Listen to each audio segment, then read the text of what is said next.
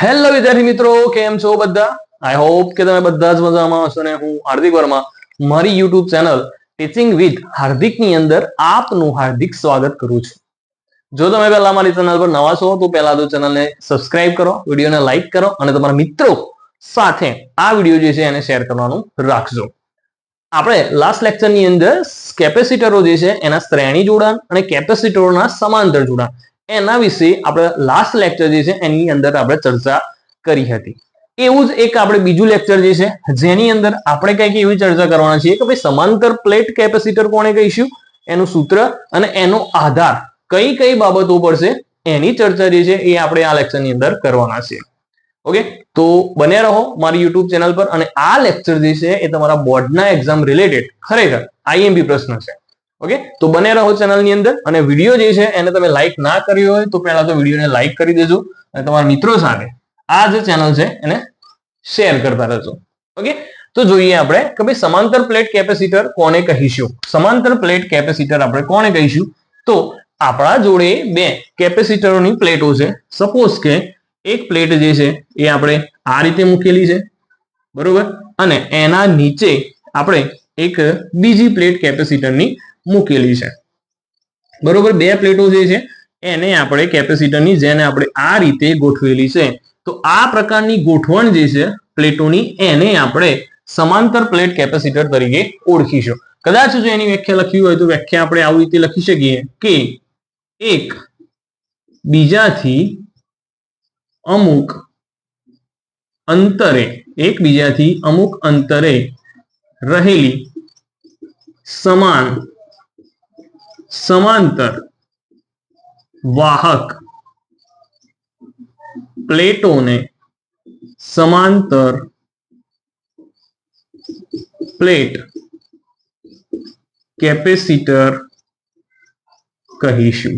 Okay, કદાચ એક્ઝામની અંદર પ્રશ્ન પૂછાય 1 માર્ક્સનો તો આપણે એવું લખી શકીએ કે એકબીજાથી અમુક અંતરે રહેલી સમાન અને સમાંતર વાહક પ્લેટોને આપણે સમાંતર પ્લેટ કેપેસિટર તરીકે ઓળખીશું. બીજી વસ્તુ કે આ જે કેપેસિટર જે છે પહેલું એને આપણે નંબર આપી દઈએ, અને 1 નંબર આપીએ, અને આ જે કેપેસિટર છે એને આપણે 2 નંબર આપીએ. તો આના નીચે જે છે અહીંયા તમારો પ્લસ ક્યુ વિદ્યુતભાર છે અને અહીંયા તમારો માઇનસ ક્યુ વિદ્યુતભાર જે છે એ રહેલો છે. આનું જે ક્ષેત્રફળ જે છે એ આપણે એ લઈશું અને આનું પણ જે ક્ષેત્રફળ છે એ આપણે એ લઈશું. બીજી વસ્તુ શું ધ્યાનમાં લેવાની છે? તો આ જે પહેલું જે તમારી સમાંતર પ્લેટ કેપેસિટર છે એની વિદ્યુતભાર પૃષ્ઠ ઘનતા પ્લસ સિગ્મા છે, જ્યારે આ બીજું જે પ્લેટ કેપેસિટર છે એની વિદ્યુતભાર પૃષ્ઠ ઘનતા જે છે એ આપણે માઇનસ સિગ્મા જે છે એ લેવાની છે. ઓકે, સૌપ્રથમ આકૃતિ તમને ખ્યાલ આવવો જોઈએ. અને આ બે પ્લેટો વચ્ચેનું અંતર જે છે એ અંતર આપણે ડી અંતર લઈશું, બરોબર. અને આની અંદર તમને ખબર છે વિદ્યુત ક્ષેત્ર કઈ તરફ હશે? તો પ્લસ થી માઇનસ તરફનું જે છે એ તમારું વિદ્યુત ક્ષેત્રની દિશા હશે. ઓકે, પહેલા તો આકૃતિ આપણે સમજીશું કે આકૃતિની અંદર શું છે. તો આપણે એક્ઝામની અંદર જ્યારે પણ લખવાનું આવે ત્યારે આપણે એવું લખશું કે ભાઈ આકૃતિમાં દર્શાવ્યા મુજબ બે પ્લેટો જે છે સમાંતર પ્લેટ કેપેસિટરો એને ડી અંતરે મૂકેલી છે. એમાં પહેલું જે કેપેસિટર છે એનું ક્ષેત્રફળ એ છે અને બીજા પ્લેટ કેપેસિટરનું પણ ક્ષેત્રફળ એ છે.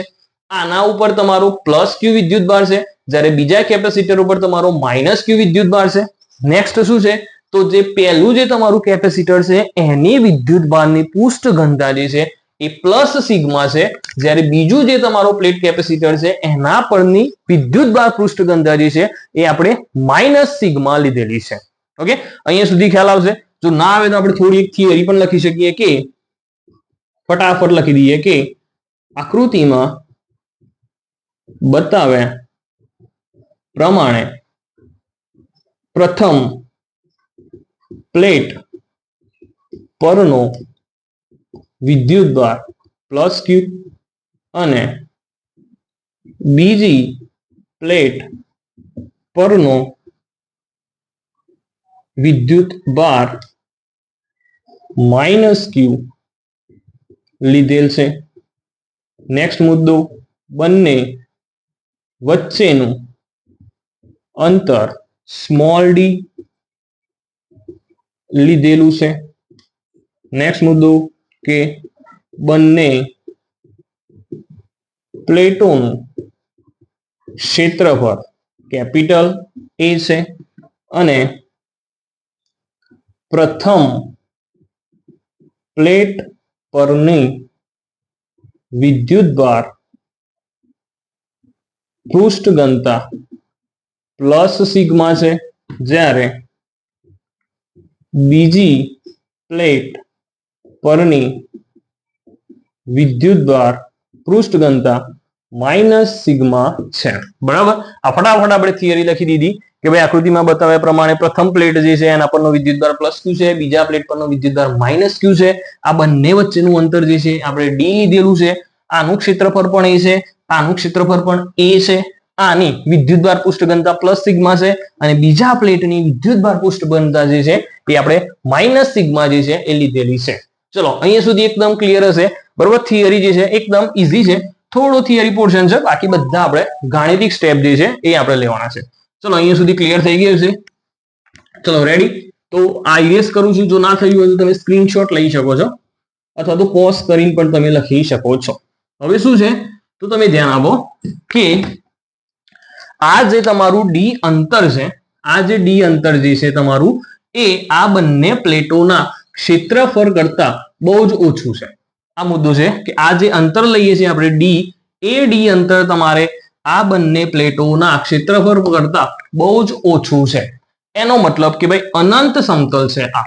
બરોબર, આ જે સમતલ જે છે એ અનંત સમતલ છે અને તમને ખબર છે કે ભાઈ અનંત સમતલ હોય તો અનંત સમતલ માટે ઉદ્ભવતું વિદ્યુત ક્ષેત્ર જે છે એ આપણે કંઈક આવું લખતા હતા કે E બરાબર સિગ્મા અપોન 2 એપ્સિલોન નોટ.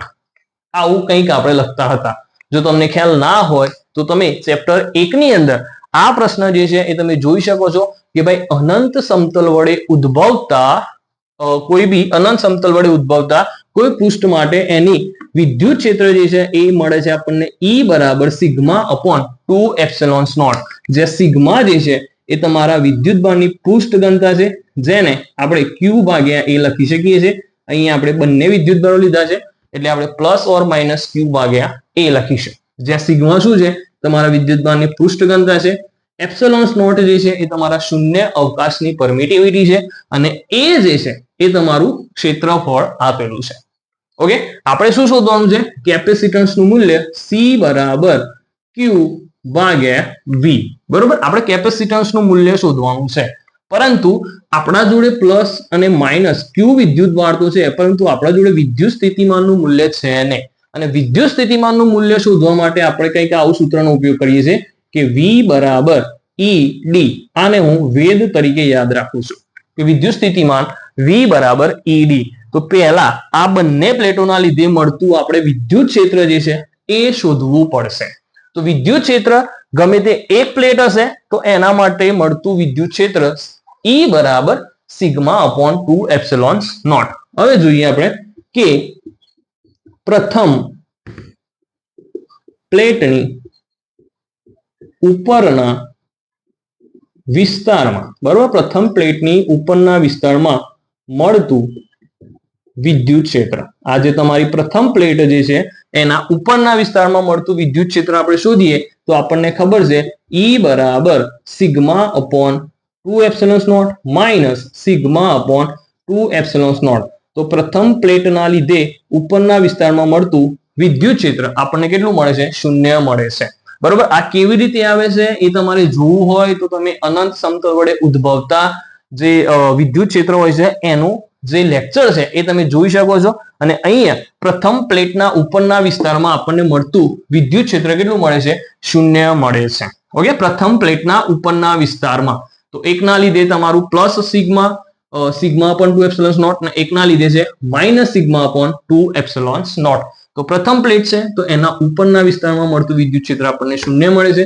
એવું જ સેમ ટુ સેમ આપણે જોઈએ કે ભાઈ બીજી પ્લેટ છે તો બીજી પ્લેટના નીચેના વિસ્તારમાં આ જે તમારી બીજી પ્લેટ છે તો અહીંયા આપણે લખીએ કે બીજી પ્લેટના નીચેના વિસ્તારમાં મળતું વિદ્યુત ક્ષેત્ર.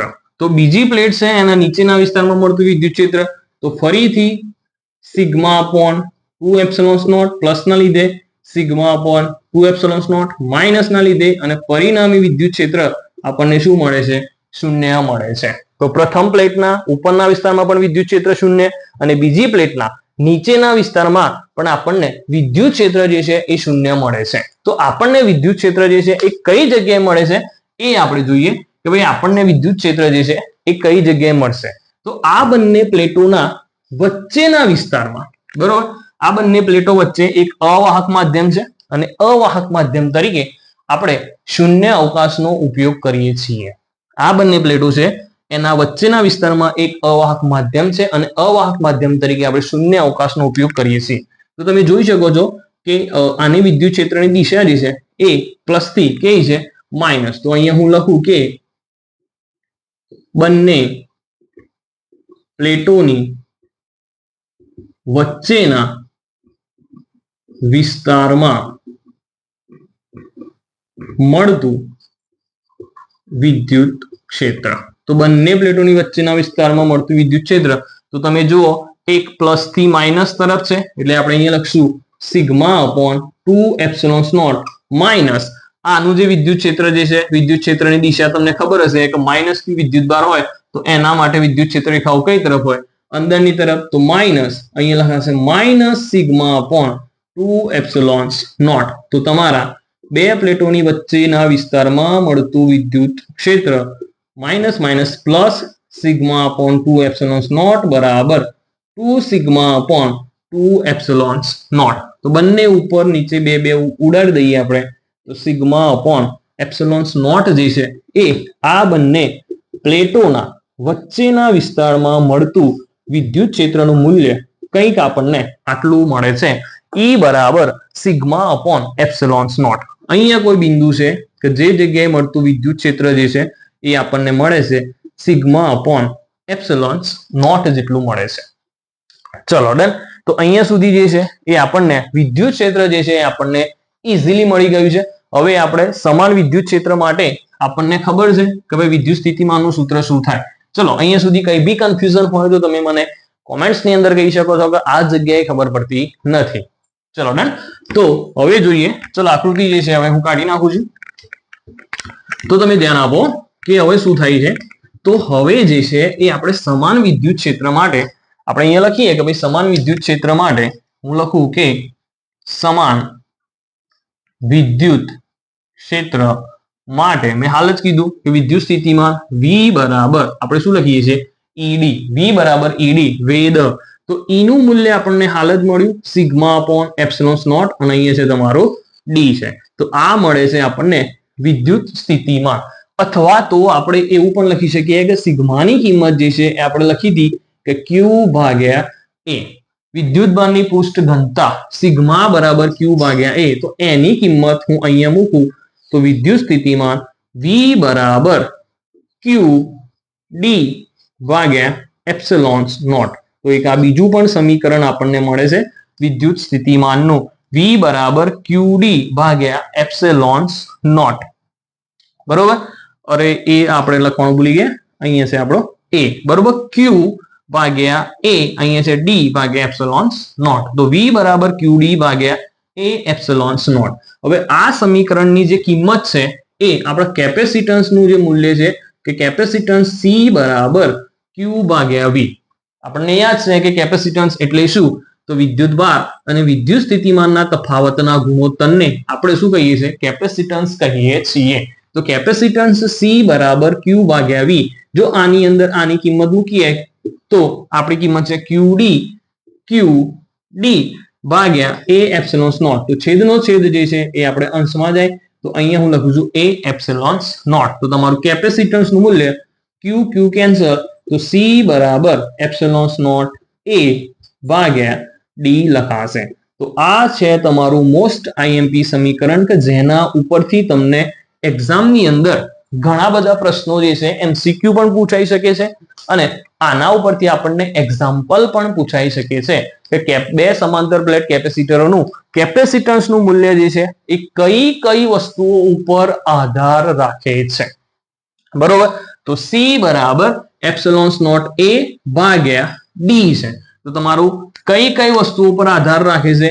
તો સમાંતર પ્લેટ કેપેસિટરોનું જે કેપેસિટન્સ સી જે છે એ તેના ક્ષેત્રફળ પર આધાર રાખે છે. પહેલી વસ્તુ તમે જોઈ શકો છો સી પ્રોપોર્શનલ ટુ એ, તો કેપેસિટન્સ નું કેપેસિટન્સ જે છે એ તેના ક્ષેત્રફળ પર આધાર રાખે છે. બીજી વસ્તુ કેપેસિટન્સ નું કેપેસિટન્સ છે એ તેના બંને વચ્ચે જે અંતર હતું એ બંને વચ્ચેના અંતર પર આધાર રાખે છે. તો અહીંયા લખીશું બંને વચ્ચેના અંતર પર આધાર રાખે છે. અને C proportional to epsilon naught મતલબ કે શૂન્ય અવકાશની પરમિટિવિટી પર પણ આધાર રાખે છે. તો એક્ઝામની અંદર આ પ્રશ્ન જે છે 1 માર્ક્સના એમસીક્યુ પણ પૂછાઈ શકે છે કે સમાંતર પ્લેટ કેપેસિટરનું કેપેસિટન્સ નીચેનામાંથી કઈ વસ્તુઓ પર આધાર રાખે છે. તો કેપેસિટન્સ જે છે એ તેના ક્ષેત્રફળ પર, કેપેસિટન્સ જે છે એ બંને વચ્ચેના અંતર પર, અને કેપેસિટન્સ જે છે એ શૂન્ય અવકાશની પરમિટિવિટી પર આધાર રાખે છે. એના વિદ્યુત ભાર કે વિદ્યુત સ્થિતિમાનના તફાવત ઉપર આધાર રાખતું નથી. બીજી વસ્તુ કે જો તમારા બે કેપેસિટરો જે છે સુવાહકો એનું જો ક્ષેત્રફળ વધશે તો તમારું કેપેસિટન્સ પણ વધશે. બરોબર, જે આપણે પ્લેટો લીધી હતી અને એ પ્લેટોનું ક્ષેત્રફળ આપણે એ લીધું હતું, તો જો એનું ક્ષેત્રફળ આપણે વધારીશું તો આપણું કેપેસિટન્સ પણ વધશે. અને એ બે પ્લેટો વચ્ચે આપણે અંતર લીધું હતું, તમને યાદ હશે ડી, તો જો ડી અંતર વધશે તો તમારું કેપેસિટન્સ જે છે એ ઘટશે, અને જો અંતર ઘટશે તો તમારું કેપેસિટન્સ જે છે એ વધશે. તો આ મુદ્દાઓ જે છે એ ખાસ આપણે યાદ રાખીશું. અને આ જે સમીકરણ જે છે એ સમીકરણ આપણા માટે મોસ્ટ આઈએમપી સમીકરણ કહી શકાય કે સી બરાબર એપ્સિલોન નોટ એ ભાગ્યા ડી, જ્યાં કેપેસિટરનું કેપેસિટન્સ તેના ક્ષેત્રફળ પર, તેના અંતર પર અને શૂન્ય અવકાશની પરમિટિવિટી પર આધાર રાખે છે.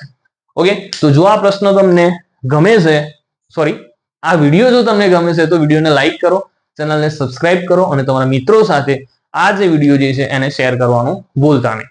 Okay, thank you.